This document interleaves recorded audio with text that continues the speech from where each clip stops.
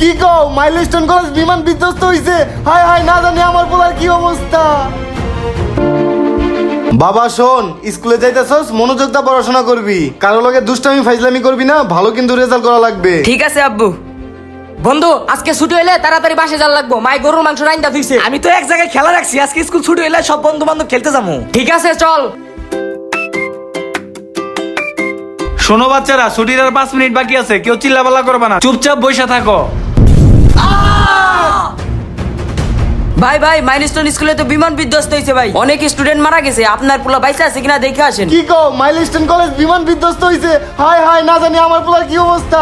আচ্ছা থাকো, আমি তাড়াতাড়ি ওনে যাই।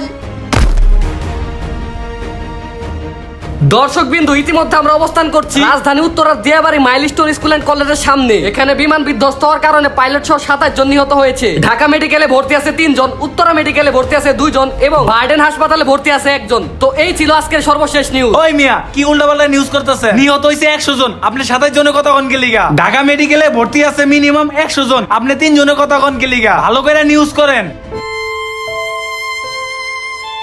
এই ভাই কই যান আপনি? ভাই ভিতরে যাবো, আমার পোলা আছে। ভিতরে যাবো না, ভিতরে আগুন। সেনাবাহিনী, ফায়ার সার্ভিস, পুলিশ কাজ করতেছে বাচ্চাদেরকে উদ্ধার করার জন্য। দেখেন তো আমার পোলাটা বাড়িছে কিনা। আগুনে পুড়ে তো সব ঝলসাই গেছে, এভাবে খুঁজে পাবেন না, উদ্ধার কাজ শেষ হলে পাবেন। হায় হায় রে আমার পোলা, হায় হায় রে।